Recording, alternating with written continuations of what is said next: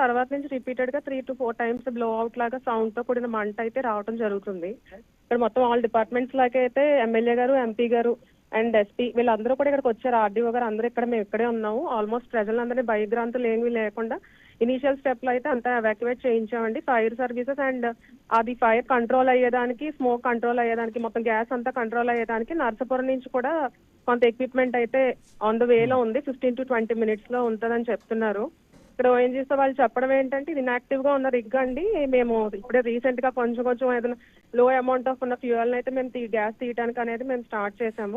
Madam ఇక్కడ gas తో పాటు క్రూడ్ ఆయిల్ కూడా బయటకు వచ్చినట్టుగా తెలుస్తుంది. గ్యాస్ క్రూడ్ ఆయిల్ కలవటంతోనే పెద్దగా మంటలైతే వ్యాపిస్తున్న పరిస్థితి. ఎగ్జాక్ట్ ఇన్ఫర్మేషన్ అయితే ఇంకా మనకి తెలియలేదండి. ఎందుకంటే ఇక్కడ ఎండి గారు అయితే నర్సాపురంలో ఉన్నారంట. ఇక్కడ లోకల్ ఇన్ఛార్జ్ గారు అయితే లోకల్ ఇప్పుడు అక్కడ రిగ్ అయితే ఎక్కడ ఉందో అక్కడే ఉన్నారు. సో ఇంకా కాంటాక్ట్ లోకి రాలేదు. మేము ఎంపీ గారు, ఎమ్మెల్యే గారు అందరం అయితే ఇక్కడ వెయిట్ చేస్తున్నాము. రీసెంట్ గా ఇది ఎంతసేపు పడుతుంది ఏంటది అంత ఎగ్జాక్ట్ ఇన్ఫర్మేషన్ కనుక్కోవడానికి. యాజ్ ఆఫ్ నవ్ అయితే ఇక్కడ ప్రజలకు మాత్రం ఎటువంటి భయం లేకుండా ఉన్న ఇమ్మీడియట్ గా అయితే ఎవాక్యువేట్ చేయించాం, ఎటువంటి ప్రాణహాని లేకుండా. సో ప్రజలు సురక్షిత ప్రాంతాలకు వెళ్లారు. సరే, సో ఇటువంటి ఘటనలు జరిగినప్పుడే అందరూ కూడా యాక్టివ్ అవుతున్నారు. మరలా శరామామూలి అన్న పరిస్థితులు అయితే కనిపిస్తున్నాయి. కోనసీమ అంటేనే ప్రకృతి గుర్తొస్తోంది. పచ్చని ప్రకృతిలో ఇటువంటి విధ్వంసాలు జరగడం అక్కడ ప్రజలను, అదేవిధంగా ప్రకృతి ప్రేమికులను కూడా కలవరపరుస్తున్న అంశం. దీనిపై కూటమి సర్కార్ భవిష్యత్తులో ఏం చేయబోతోంది? ఎగ్జాక్ట్ గా అయితే మేము ఇటువంటి రిపీట్ జరగకుండా ఎప్పటికప్పుడు మెజర్స్ తీసుకుంటామండి. అన్ఎక్స్పెక్టెడ్ గా జరిగిన విషయం కాబట్టి ఇది రిపీట్ అవ్వకుండా కూడా మొత్తం కూటమి ప్రభుత్వం అన్ని రంగాల వైపు నుంచి కూడా మేము సంసిద్ధులయ్యి ఇటువంటి రిపీటెడ్ గా ఫ్యూచర్ లో జరగకుండా మేము ఆల్ మెజర్స్ అయితే ఇమ్మీడియట్ యాక్షన్ ఇప్పుడు స్టార్ట్ చేస్తామండి.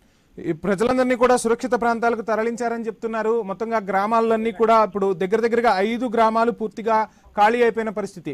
సో వాళ్ళకి కావాల్సిన వసతులన్నీ కల్పించే దిశగా ప్రభుత్వం అడుగులు వేస్తుందా? సో ఏంటి వాళ్ళకి ఆహారానికి సంబంధించి ఎగ్జాక్ట్లీ మేము ఆల్మోస్ట్ వాళ్ళకి కావాల్సిన మెజర్స్ అన్ని తీసుకుంటామండి. ఇమ్మీడియట్ గా మేము ఆల్మోస్ట్ తెలిసిన వెంటనే ఆన్ ఫీల్డ్ లోకి అయితే నేను, ఎమ్మెల్యే గారు, ఎంపీ గారు అందరం ఉన్నాము. వాళ్ళకి కావాల్సిన అన్ని మెజర్స్ తీసుకుంటాము. కలెక్టర్ గారు కూడా ఇప్పుడే వచ్చారు.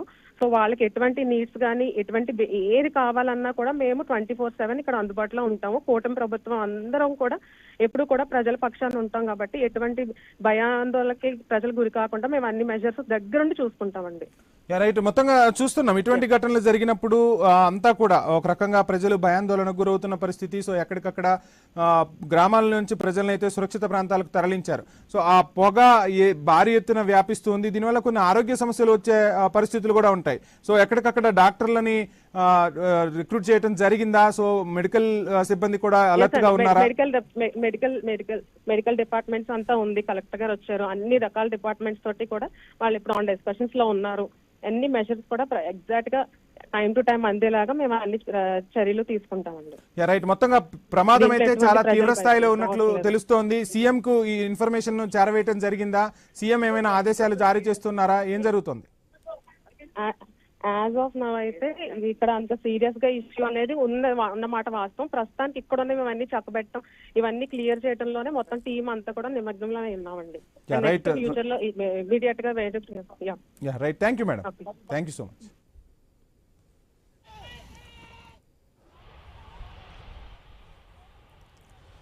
రైట్, మొత్తంగా చూస్తున్నాం అంబేద్కర్ కోనసీమ జిల్లాలో మరొకసారి గ్యాస్ లీకేజ్ అవ్వడంతో అక్కడి ప్రజలైతే భయాందోళనకు గురవుతున్నారు. డీప్ ఇండస్ట్రీస్ లిమిటెడ్కు చెందిన ఒక వర్క్ అవర్ రిగ్లో పనులు చేస్తుండగా ఒక్కసారిగా గ్యాస్ ఎగజిమ్మటంతో ఈ ప్రమాదం జరిగినట్టుగా తెలుస్తుంది. భారీ ఎత్తున పైకి క్రూడ్తో కలిపిన గ్యాస్ రావడంతోనే ఈ ప్రమాదం జరిగినట్టుగా నిపుణులైతే చెప్తున్నారు. ఇక ఇరుసుమండ గ్రామంతో పాటు చుట్టుపక్కల మరో 4 గ్రామాలపై కూడా ఈ ప్రమాద తీవ్రత అనేది కనిపించింది. దీంతో అక్కడి నుంచి ప్రజలను సురక్షిత ప్రాంతాలకు ఇటు ప్రజాప్రతినిధులు, అధికారులు తరలించారు. ప్రస్తుతానికి ఎటువంటి ప్రాణ నష్టం జరగకుండా అయితే అధికారులు పకడ్బందీ చర్యలు తీసుకున్న పరిస్థితి కనిపిస్తుంది.